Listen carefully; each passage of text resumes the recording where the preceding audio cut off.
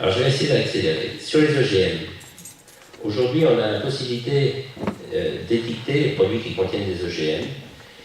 Aux États-Unis, c'est quelque chose qui n'existe pas et on risque d'avoir l'obligation d'abandonner l'étiquetage. Aux États-Unis, un maïs OGM ou un maïs non OGM, c'est équivalent en substance. C'est-à-dire qu'un grain de maïs, il est jaune dans les deux cas, donc c'est la même chose. C'est à peine raccourci dans l'interprétation de ce qu'est un OGM pour les États-Unis. Et puis le risque évident, c'est qu'on ait une hausse des importations d'OGM en Europe. Il y a un élément important, c'est ce qui est le droit de propriété intellectuelle. Alors, ça concerne l'agriculture parce que sur les semences, on a en France la possibilité d'utiliser des semences de ferme avec une cotisation, un certificat d'obtention végétale qui est une rémunération des producteurs de semences, pour faire très court. Aux États-Unis, ils fonctionnent avec des brevets. Et les brevets sur les semences, c'est équivalent à des droits de propriété intellectuelle, c'est-à-dire des royalties liées à l'auteur qui a créé quelque chose.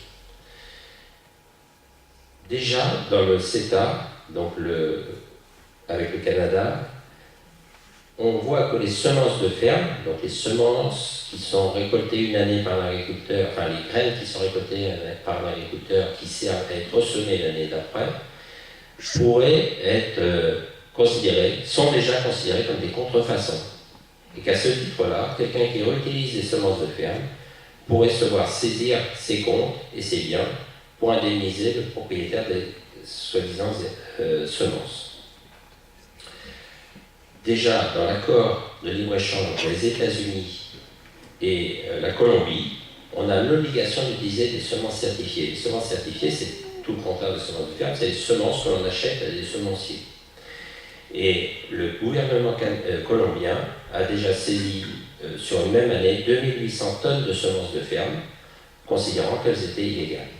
Parce qu'effectivement, elles étaient contraires à cet accord de libre-échange entre la Colombie et les États-Unis. Donc, les paysans européens risquent de subir le même genre de choses.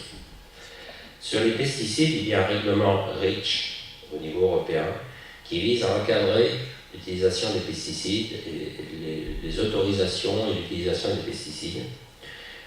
On estime que la perte pour les industries phytopharmaceutiques, parce que c'est comme ça qu'elles s'appellent, ou productrices de pesticides, parce que ça fait les mêmes initiales, phytopharmaceutiques ou productrices de pesticides, ces industries-là subiraient 65 milliards de pertes liées à cet accord REACH. REACH, c'est des initiales, c'est R-E-A-C-H.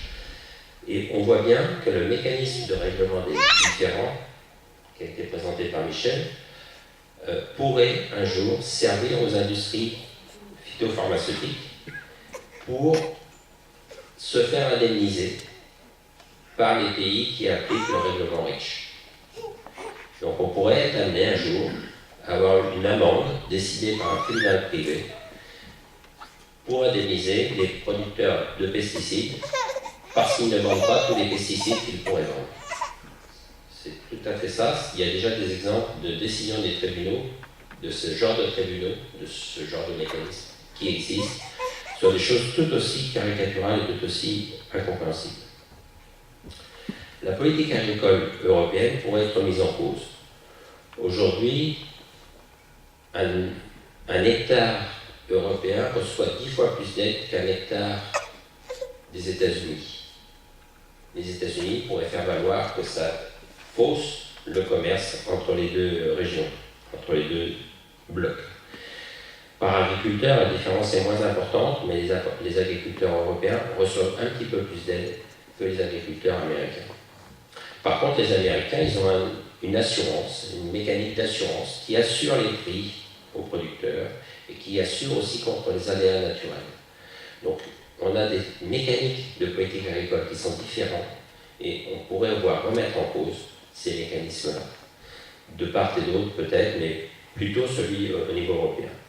Surtout qu'au niveau européen, on a ce qu'on appelle des paiements couplés, c'est-à-dire des paiements qui soutiennent certaines productions, dont la production de viande bovine, qui est très dépendante des paiements couplés. Il y a aussi la production de protéines qui est soutenue financièrement par des subventions. On pourrait très bien imaginer que ces paiements ciblés sur certaines productions soient contestés par les États-Unis, par des firmes américaines dans le cadre du TAFTA, parce que ces subventions faussent leur capacité d'exportation au niveau de l'Europe. Un autre élément, c'est les IGP et les signes de qualité.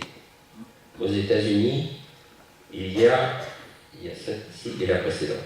Aux États-Unis, on ne reconnaît pas les AOC, les IGP, on reconnaît que les marques privées. Alors qu'en Europe, on a un certain nombre d'AOC réputés. Il y a le fromage Osso Errati, basque. Il y a des IGP, enfin je ne sais même plus si le champagne c'est une IGP, je pense que oui. Et on a en Grèce la feta. Mais vous voyez, c'est des étiquettes de produits vendus aux États-Unis qui aujourd'hui s'appellent feta. Feta méditerranéenne même, fabriquée aux États-Unis. Et sur le champagne, qui est la diapo d'après, je crois, vous voyez champagne de Californie. Aux États-Unis, c'est autorisé. Ce que l'on nous dit, c'est que les produits étiquetés ainsi ne nous seraient pas renvoyés en Europe. Mais ils continueront à utiliser, dans le cadre de l'accord, rien n'interdirait qu'ils continuent à utiliser ce genre d'affichage, champagne de Californie, champagne ou feta méditerranéenne. La feta est un produit grec, produit avec du lait de brebis ou de chèvre exclusivement. La feta, là, est vraisemblablement produite avec du lait de vache, et aux États-Unis, en tout cas, c'est sûr. On voit bien qu'on risque de perdre l'identité de nos terroirs, se les faire voler en quelque sorte. Puis, j'ai un point particulier sur la viande bovine, qui est l'un des secteurs de production qui va être le plus touché, possiblement, par le traité transatlantique. D'abord parce qu'aujourd'hui, il y a des droits de douane importants sur la viande bovine qui rentre en Union européenne. Ensuite, parce que, certes, je vous ai dit tout à l'heure qu'il y avait les quotas d'importation, les contingents d'importation qui avaient été autorisés quand on a eu la possibilité de refuser officiellement la viande hormonée, mais c'est des quotas très limités. Aujourd'hui, tout ça peut évoluer à travers ces accords avec le Canada. D'une part, c'est déjà fait, enfin c'est déjà écrit, et avec les États-Unis, ça va s'écrire.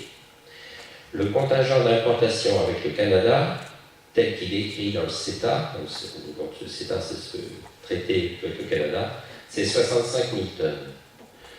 65 000 tonnes, c'est pas énorme par rapport à la consommation européenne, mais quand on compare aux 1000 tonnes qui sont importées aujourd'hui, c'est quand même beaucoup. Et surtout, si on considère que l'accord avec les États-Unis sera proportionné sur cette base-là, c'est-à-dire qu'il sera peut-être 10 fois plus important, ou 7 fois plus important, on risque d'avoir des importations énormes dans un contingent de viande qui aujourd'hui est garanti sans hormones pour la viande, sans lactopamine pour la viande de porc, parce qu'il y a aussi des contingents sur la viande de porc. Qu'est-ce qu'il en sera après que le Conseil de coopération réglementaire aura mis son nez sur cette réglementation? Encore une fois, c'est ce Conseil-là qui fera évoluer les réglementations. J'y reviens régulièrement parce qu'il n'est pas anodin de voir qu'on a un traité qui se signe à un moment donné, mais qui prévoit lui-même, dans le contenu du traité, on va prévoir la mécanique qui va continuer à harmoniser, c'est beau l'harmonie, harmoniser les règles. En fait, c'est plutôt souvent les faire disparaître, les règles. Alors, sur la viande bovine, vous voyez les deux schémas de production. En bas, c'est une image de la Haute-Vienne, ça tombe bien. Vous l'avez dans le document, d'ailleurs il y a un document Confédération Paysanne sur les accords de libre-échange et les questions agricoles. Vous avez ces photos. Il se trouve que c'est une photo de Haute-Vienne et en haut c'est une photo des systèmes d'élevage des États-Unis. C'est pas un marché aux bestiaux, c'est là où sont les animaux en permanence. Ça s'appelle des feedlots. On rassemble les animaux grands parcs comme ça, où bien sûr il n'y a plus d'herbe tellement il y a d'animaux, et on leur apporte par camion de l'alimentation en tout genre, pas forcément toujours de très bonne qualité, mais ça fait de la viande et ils grossissent très vite. Et tout ça a des conséquences importantes. Les coûts de production aux États-Unis, aux États-Unis, je ne sais pas si vous voyez, c'est là-bas la quatrième histogramme. Les coûts de production aux États-Unis sont de 361 €, quand en France, c'est 419 € par tonne, et en Italie, 467. Ce qui est remarquable, c'est que la partie rouge, elle n'est pas vraiment moins chère aux États-Unis qu'en France. La partie rouge, c'est le coût d'achat des animaux au départ. La partie verte, qui est le coût de l'alimentation, elle est même plus chère aux États-Unis parce que c'est de l'alimentation, c'est pas de l'herbe. Chez nous, l'essentiel de la nourriture des bovins, c'est de l'herbe. En tout cas, des bovins, viande, c'est de l'herbe. Ça coûte finalement assez peu cher. Ce qui coûte cher aux États-Unis, chez nous et pas aux États-Unis, c'est les deux petites bandes du haut. L'une, c'est sur les équipements. Vous avez vu dans quelles conditions sont logés les animaux, dans leur grand parc entassé et pas nettoyé d'ailleurs. Et puis, la rémunération du travail. Parce que le coût des facteurs de production, il y a la main-d'œuvre dans les facteurs de production. Et donc, la grosse différence de prix, c'est sur le logement des animaux et sur la rémunération des gens qui travaillent. Donc on voit les perspectives qu'il y a en face de ça, et tous les coûts sur les équipements, ça tient aussi parce qu'il n'y a pas de règles de bien-être animal qui s'appliquent vraiment aux États-Unis. On a des durées de transport qui n'ont rien de commun, autorisées, parce qu'on a des limites pour les durées de transport des animaux. On doit faire des pauses quand on transporte des animaux en camion. Les durées de transport ne sont pas du tout comparables. Aux États-Unis, on ne s'occupe pas de la propreté des animaux. Chez nous, dans les critères de bien-être animal, il y a des critères de propreté des animaux. Il n'y a pas de traçabilité. La traçabilité des animaux, elle est complètement facultative aux États-Unis aujourd'hui. Ils ne sont pas identifiés comme chez nous. Nous, on est plutôt trop tatillons sur les histoires de boucles et l'identification des animaux. Là-bas, il n'y a pas les mêmes soucis. On utilise des additifs dans l'alimentation, j'ai déjà dit tout à l'heure, pas chez nous. Et tout ça, ça fait cette différence de prix qu'on retrouve essentiellement dans les deux barres du haut. Et ça va créer une concurrence dramatique pour la viande produite ici, essentiellement de la viande de qualité produite à l'herbe, même s'il y a quelques projets dans les départements de la région à côté, avec une viande qui sera moins produite à l'herbe. Ça s'appelle un bâtiment jeune bovin où les animaux ne sortiront pas. J'espère qu'on ne va pas copier le modèle américain parce que ces bâtiments jeunes bovins, ça ressemble beaucoup au modèle américain. Pas tout à fait quand même encore, mais on prend la même orientation. Alors, l'Union européenne, en matière agricole, espère exporter plus de produits laitiers. Le Canada et les États-Unis espèrent nous envoyer plus de viande bovine et de viande de porc, sans garantie, pour l'instant, sans hormones ni ractopamine, tel que les accords semblent le dire. Et les États-Unis souhaitent augmenter leurs exportations de blé et de soja OGM, parce qu'aujourd'hui, les États-Unis sont assez peu exportateurs de soja. Ce sont surtout les Brésiliens qui nous en envoient. Alors en conclusion, parce que ça commence à être temps, vous en avez marre, il y a une contradiction entre le CETA, le TAFTA, donc ces deux traités qui sont en cours de discussion, avec les traités européens qui constituent l'Europe. Le traité de Rome et le traité de Lisbonne avaient les mêmes formules pour justifier la politique agricole. Notamment, les objectifs de la politique agricole, c'est accroître la productivité de l'agriculture, assurer un niveau de vie équitable à la population agricole, stabiliser les marchés, et après, garantir la sécurité des approvisionnements en quantité et assurer des prix raisonnables aux consommateurs. Mais on voit que sur les trois premiers points, le traité de libre-échange avec les États-Unis et le Canada risque de remettre en cause la capacité à produire de l'agriculture européenne et surtout le niveau de vie équitable de la population agricole. Parce qu'on va nous mettre en concurrence directement avec des gens qui n'ont rien de commun. Et puis, depuis 1999, on a même dans nos règlements, dans notre traité européen, le respect de l'environnement et le développement rural, qui sont deux nouvelles notions qui risquent d'être bien mises à difficulté par le traité de libre-échange. Et puis, la politique agricole, elle est fondée sur un principe de préférence communautaire. La préférence communautaire, ça voulait dire que l'approvisionnement de la population européenne devait se faire à partir de la production des agriculteurs européens. Eh bien, ce marché-là, ce business-là, ce TAFTA, ce CETA, il ne vise à créer un grand marché commun des deux régions du monde. Mais c'est contraire à cette préférence communautaire qui est le fondement de l'Union européenne. Donc, ceux qui pilotent l'Union européenne, que ce soit le Conseil, donc les chefs de gouvernement, que ce soit le Parlement européen, devraient se pencher sur cette évolution, puisque ça remet en cause quand même un des fondements de l'Union européenne. Et puis, l'harmonisation, qui est un beau mot, des règles, des normes, ça va conduire à la baisse des normes, inévitablement, aussi bien chez nous qu'aux États-Unis, parce que nous n'avons pas les mêmes règles. Mais l'harmonisation va faire qu'on va harmoniser à la baisse de chaque côté. On va avoir comme seul régulateur des échanges le prix. Celui qui est le moins cher obtiendra le marché. Tout ça dans l'intérêt des multinationales. Ce sera le seul critère de compétitivité, mais comment l'écologie, comment les questions environnementales, comment les questions sociales pourront-elles supporter cette compétitivité entre ces deux blocs qui sont l'Union européenne et les États-Unis? J'ai peut-être pas dit qu'il n'y a pas des mauvais Américains contre les bons Français. Les Français veulent exporter du lait au Canada. Les Canadiens n'en ont pas vraiment besoin. Si c'est pour en plus produire du lait dans les fermes de 1000 vaches qui ne sortent pas et qui sont pas dans des conditions, qui n'offrent pas des conditions, un modèle agricole acceptable, où est l'avancée? Il y a en gros la fourniture de matières premières pour que les industriels fassent les financeurs des industries fassent leur business.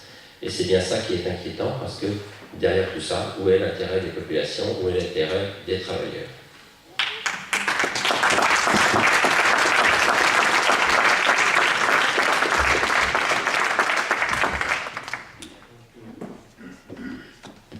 Et donc une nouvelle série de questions pour M. Bonanno. Pensez-vous que le principe de précaution et la lutte contre le changement climatique survivront à la signature des traités CETA et TAFTA COC? D'abord, je voudrais remercier Jacques Pasquier pour son excellent exposé. Il a fait une étude comparée des agricultures à la fois européenne et américaine qui est tout à fait pertinent. Ce qu'il a dit, c'est la réalité des choses, et donc vous avez bien compris qu'il y avait une différence fondamentale de civilisation agricole, je veux dire, entre les États-Unis et l'Union européenne. Et donc, effectivement, à partir de là, on peut se poser un certain nombre de questions sur une éventuelle harmonisation, dont on voit d'ailleurs la complexité évidente, puisque nous partons de très loin. Les agricultures sont très différentes, les surfaces sont très différentes, les méthodes de production sont très différentes, les contraintes réglementaires sont très différentes. Donc, il y a effectivement là un travail magnifique et important à faire. Et c'est vrai que le traité, pour l'instant, dit on ne change rien. On ne change rien, c'est-à-dire que chacun reste sur ses bases, chacun reste sur ses productions et sur ses façons de produire. Donc voilà, j'ai pas répondu à la question, d'ailleurs, mais je voulais d'abord dire quelle était la question, parce que... Pensez-vous que le principe de précaution et la lutte contre le changement climatique survivront à la signature des traités? Le principe de précaution me paraît complètement évident. Nous avons, nous, ce principe en tête, principe de précaution. Et c'est vrai que ce qu'a dit Jacques Pasquier est exact, c'est-à-dire que nous, le principe de précaution, c'est de la fourche à la fourchette. Hein. Tandis qu'aux États-Unis, c'est une fois que l'accident est arrivé, alors on cherche la cause. Et vous savez que les États-Unis, ils ont mis en place des classes actions, et ça permet aux avocats de faire fortune d'ailleurs pour défendre l'ensemble des victimes d'une opération quelconque. Et donc il y a là, moi, me semble-t-il, des divergences tellement profondes que je ne vois pas bien comment on peut avancer sereinement sur ces questions-là. Donc le principe de précaution, pour nous, il est fondamental, c'est évident. Pensez-vous que l'interdiction des cultures OGM est compatible avec les traités? L'interdiction, elles sont forcément incompatibles dans la mesure où nous en Europe, les OGM, en tout cas en France, les OGM sont pas autorisés. Et donc effectivement, il y a un certain nombre de régions, d'ailleurs dans le Limousin, et j'en étais un des acteurs, a signé la charte de Florence sur la question des OGM. Donc nous sommes très impliqués sur ces questions-là, parce que vous l'avez dit fort justement sur la question de la santé. Sur la question de la santé, on ne peut pas savoir comme ça, 2, 3 ans, même 10 ans après, quels sont les effets néfastes éventuels. D'ailleurs, en passant, il y a beaucoup plus d'accidents alimentaires aux États-Unis qu'en Europe. Accidents alimentaires qui sont liés à un certain nombre de surproduction d'ailleurs, puisque l'idée des Américains, c'est d'avoir dans l'assiette quelque chose qui est exempt de toute bactérie et de tout microbe. Donc effectivement, sauf que souvent, il y en a qui passent au travers des mailles du filet, et là, ça devient la catastrophe. Donc il y a au niveau de la santé, en Europe, un modèle qui me paraît tout à fait pertinent aujourd'hui, et qui a fait ses preuves, et pour lequel il faut effectivement respecter ce qui a été fait et ce qui doit continuer à être fait. Alors, pensez-vous que la notion de souveraineté alimentaire est compatible avec les traités? Alors, vous l'avez dit tout à l'heure, fort justement, la PAC, elle était construite, alors pour plusieurs raisons, et entre autres, la souveraineté alimentaire de l'Europe, et ça a été quand même une réussite. Il faut rappeler quand même que c'était une des plus belles réussites avec Airbus de l'Europe. Il y a les choses comme elles sont, c'est-à-dire la politique agricole commune est une magnifique réussite des Européens. Et je crois qu'aujourd'hui, il faut se féliciter d'avoir eu cette politique agricole commune.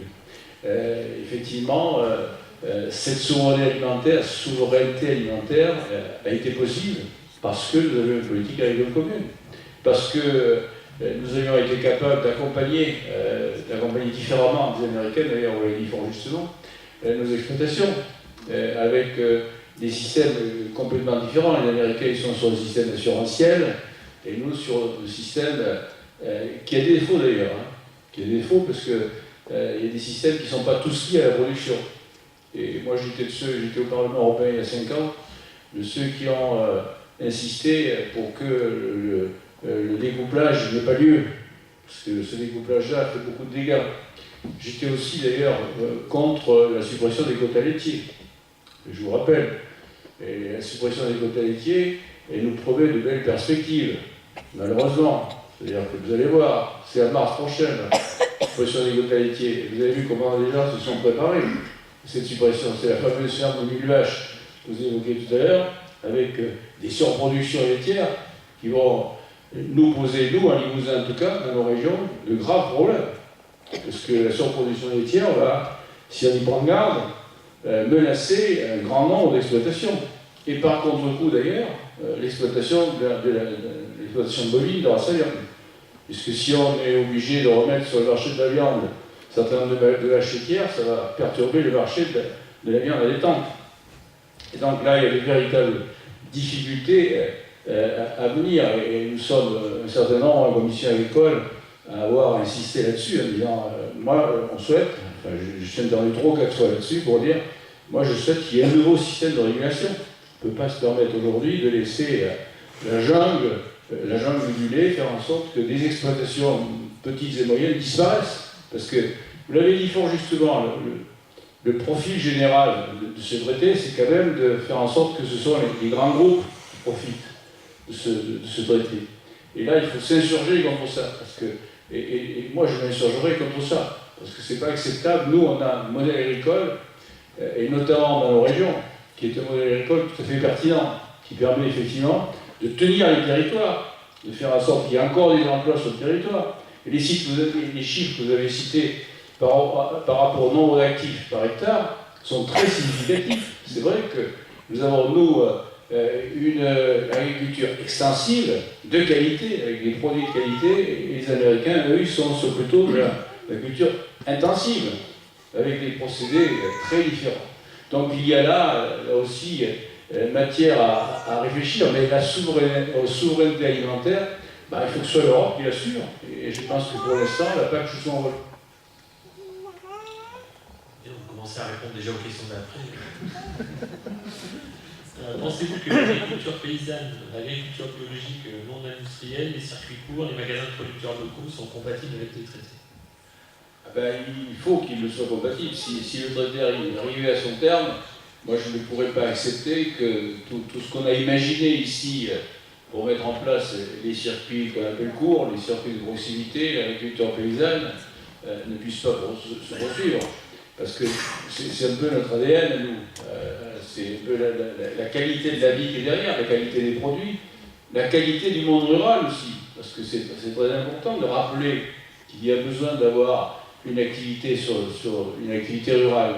Si, évidemment, on concentre tout à la fois dans les grandes villes et à la fois même des grandes entreprises, on va se préparer un monde un peu difficile, les choses comme elles sont. Donc moi, je souhaite effectivement que ces questions-là soient traitées. Dans ce que vous avez dit, j'ai bien compris qu'il y avait un point de vigilance, c'est le Conseil de coopération réglementaire. Alors celui-là, je vais le regarder de près, parce qu'effectivement, vous avez raison de mettre l'accent là-dessus, parce qu'on peut nous présenter un traité qui peut le qualifier avoir bonne mine en disant bon, chacun garde ses prérogatives, chacun garde ses règlements, etc.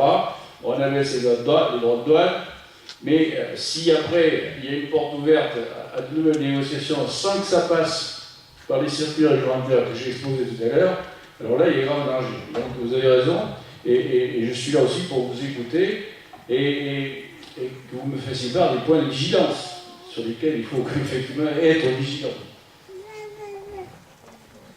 Donc moi, oui, les circuits de proximité, vous savez, en tant que président de région, j'ai tout fait pour mettre en place ces circuits de proximité. Je ne suis pas arrivé comme je voulais, parce que je n'ai pas trouvé en face suffisamment de groupements de producteurs pour répondre aux 4 millions de repas qu'on avait à fournir dans les lycées. Ça, c'était notre problème, mais c'est une vraie réelle. Justement, pensez-vous que le soutien des collectivités des agricultures l'agriculture de proximité sera toujours possible avec ces traités, notamment par exemple en favorisant l'alimentation d'origine locale? Là aussi, je crois qu'il faut continuer. Vous savez, c'est déjà compliqué aujourd'hui. C'est déjà compliqué aujourd'hui, puisque les collectivités locales sont soumises à une réglementation très stricte, qui est celle de l'appel d'offres, de l'appel à la concurrence. Et à partir de 20 000 €, chaque collectivité doit faire appel à la concurrence. Donc déjà c'est difficile aujourd'hui, en France et en Europe. C'est déjà compliqué.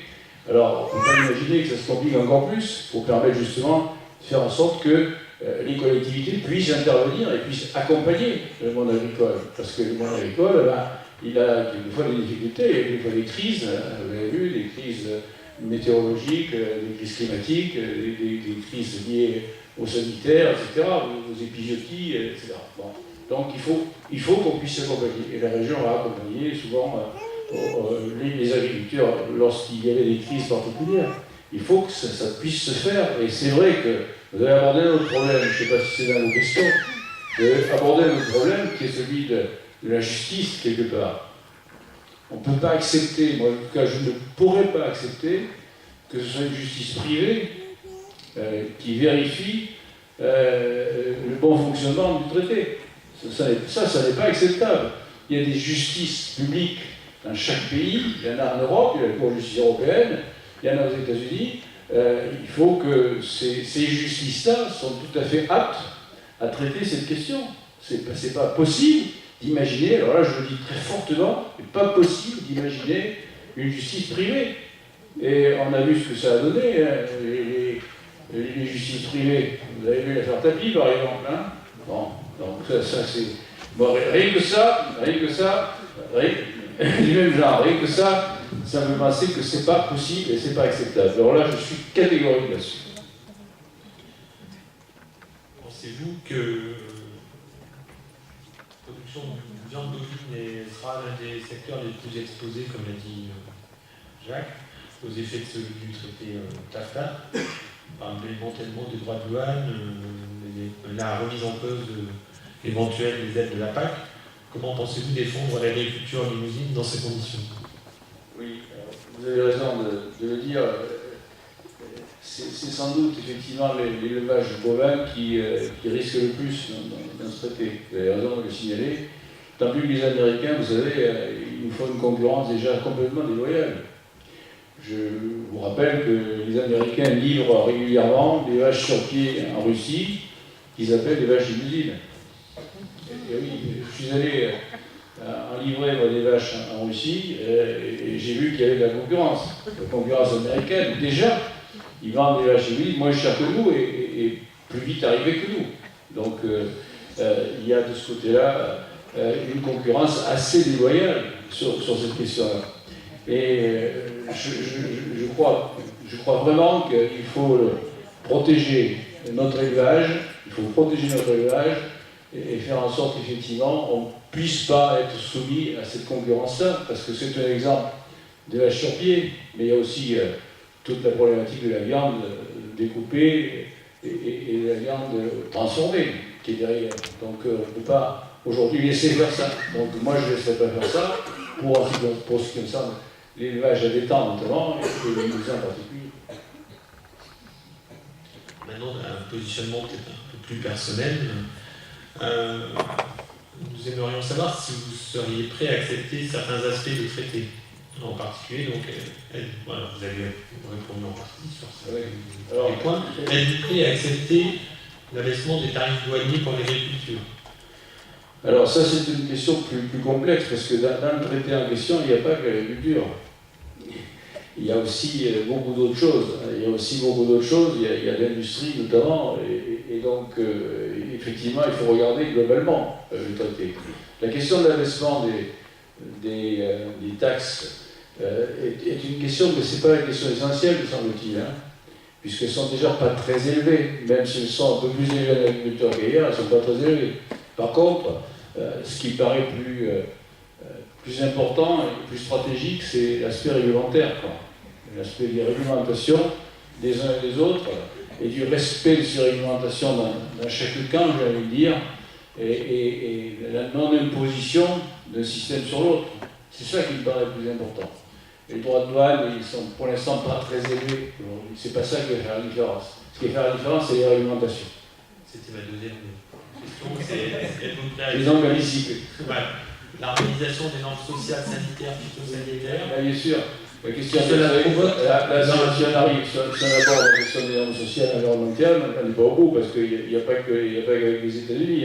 Non, mais il y a toute la question du commerce mondial, qui est derrière, la question avec la Chine, la relation avec la Chine, la relation avec les pays émergents, qui fabriquent un certain nombre de produits qu'on nous enfile à pas cher, c'est vrai, mais qui sont fabriqués dans des conditions à la fois sociales et environnementales catastrophiques. Donc c'est tout un débat qui est lié plus au commerce international qu'au traité.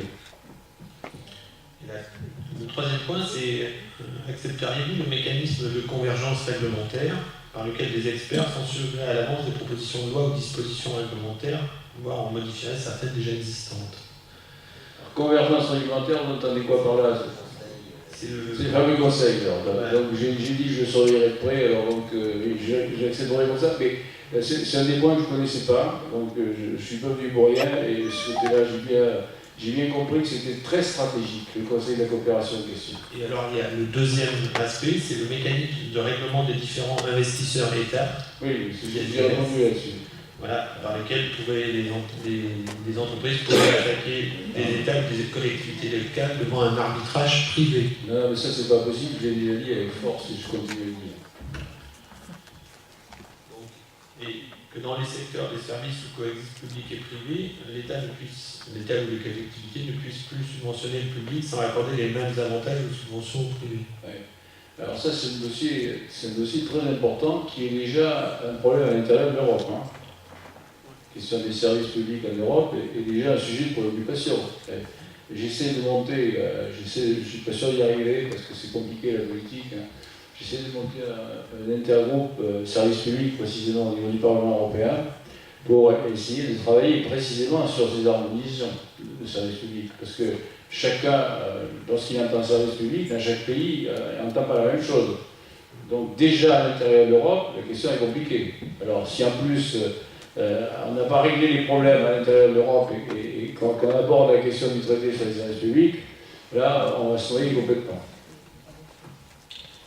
Et donc si ces traités sont soumis au Parlement européen tels qu'on les connaît actuellement, quelle sera votre position? J'ai dit pendant la campagne électorale, donc je peux le répéter ici tranquillement, si continue sur ces bases-là, mon vote sera clairement négatif. Donc de ce côté-là, je n'ai pas d'état d'âme.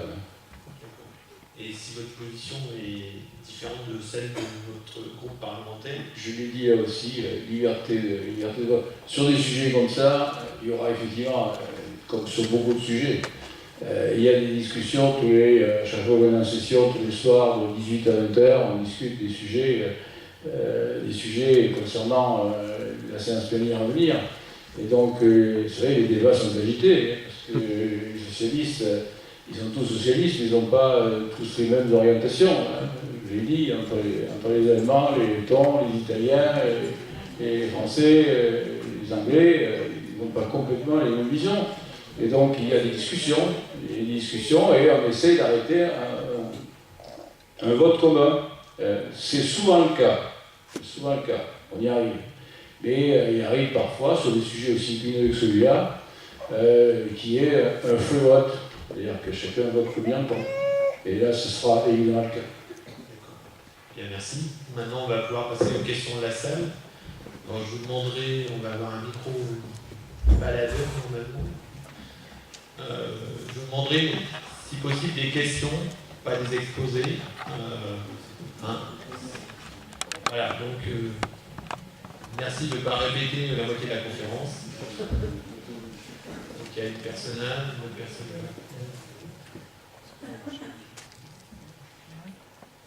C'est une question. J'ai eu l'occasion de lire la presse canadienne au moment de la signature de l'accord de libre-échange entre l'Europe et le Canada. Donc d'abord, la presse canadienne a un petit peu présenté cet accord comme un signe d'au revoir de M. Barroso et Van Rompuy. Donc c'était leur dernier acte. Deuxièmement, les députés du Parlement canadien ne semblaient pas d'accord avec ce traité. Et le gouvernement donc, voulait rassurer, surtout au niveau provincial au Québec, voulait rassurer les producteurs de fromage, en leur disant qu'ils bénéficieraient des aides du gouvernement. Et enfin, la presse nous montrait aussi que les Européens étaient divisés, puisque la présentation, le gros titre, disait l'accord a été signé, mais Berlin roche-lui. C'était l'expression qui avait été utilisée pour montrer qu'il semblerait qu'il y ait des désaccords au sein des pays européens et que le traité ne serait pas prêt d'être signé. Voilà, je voulais savoir un petit peu comment on était. On va peut-être prendre une deuxième question. Voilà.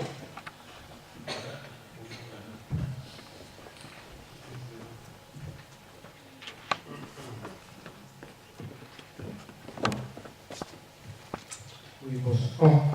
Vous avez dit à l'instant, à la fin, que la question des taxes était peu importante, que la question était surtout réglementaire, puisqu'il y avait quand même des différences et que, d'autre part, il y avait, sur les questions réglementaires, vu que ça concernait le commerce international, il y avait tout un tas d'autres pays comme la Chine qui intervenaient.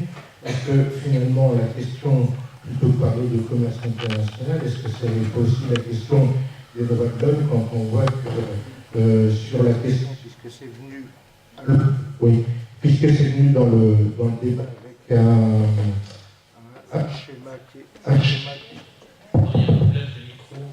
schéma qui était précis,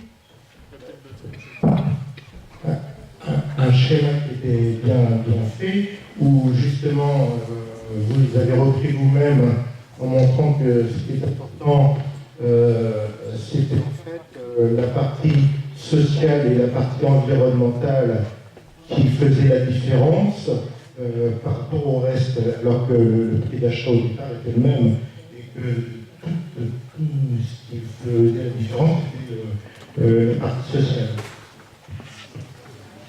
Il y avait une autre question ici. Et une autre question.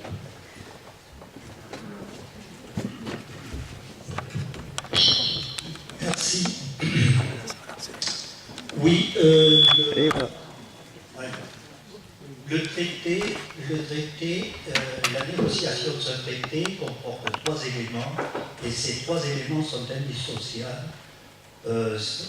Suppression des droits de douane, suppression des normes et les tribunaux arbitraux.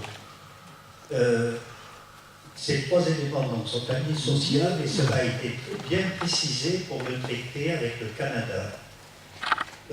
Donc vous allez devoir négocier, mais vous ne pourrez rien exclure, parce que ce que vous allez exclure va revenir par la fenêtre, et à ce moment-là, vous n'aurez plus aucun moyen pour mettre à bas ces normes ou ces règlements que vous ne vouliez pas. Donc la question est, la seule façon peut-être qui serait possible d'arriver à quelque chose, c'est que, en tout état de cause, vous ayez le dernier mot, mais malheureusement, vous ne l'aurez pas.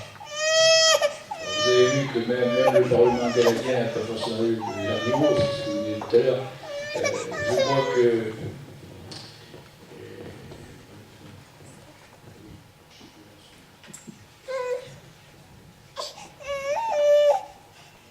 oui, sur les 3 éléments, il y en a un pour lequel la France s'est mise dans l'opposition, très clairement, sur les tribunaux arbitraux.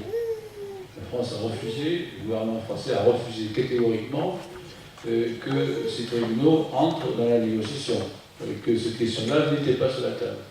Donc j'espère en tout cas qu'ils en seront ainsi jusqu'au bout, et le Parlement européen, et là, enfin, en tout cas le groupe auquel j'appartiens, est aussi dans la même disposition.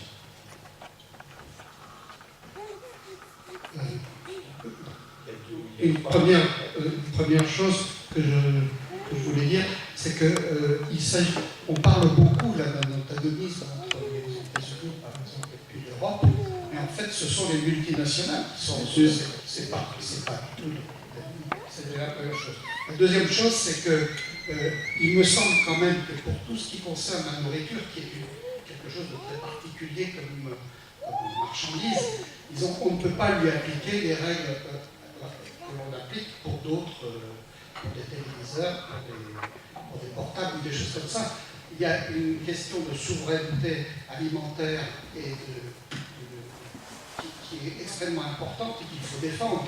Vous le savez également, les productions maintenant des grands produits font l'objet de spéculations absolument extraordinaires, avec des échanges qui sont très importants, qui sont multipliés, disons.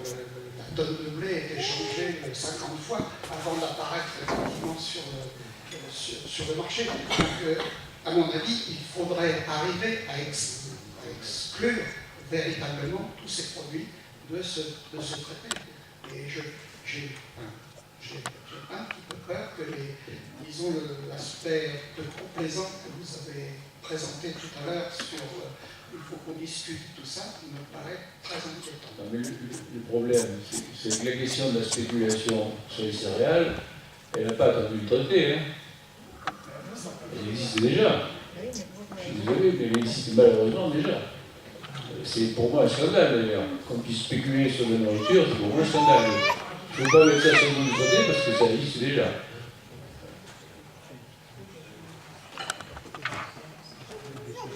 Sur ces questions-là, quelques réponses.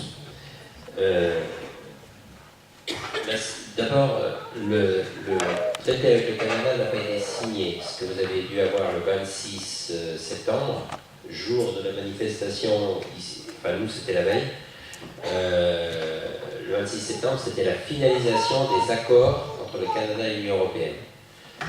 Le dernier mot, il appartient encore, et c'est l'objet de ce genre de réunion, le dernier mot il appartient encore, non pas au peuple, parce que le référendum est peu probable, hélas, mais aux représentants.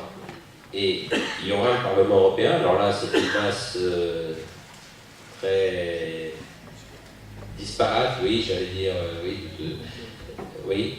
Et il y aura les parlements nationaux, il y a les chefs d'État. Mais on peut espérer quand même qu'avec une implication de la population, et la présence de ce soir d'une salle à peu près remplie est quand même intéressante, ça arrivera à faire comprendre l'importance de ces enjeux et que le dernier mot, ce sera non. Parce qu'il n'est pas signé, il est finalisé, c'est-à-dire que les débats. Par contre, à ce stade-là, c'est oui ou c'est non.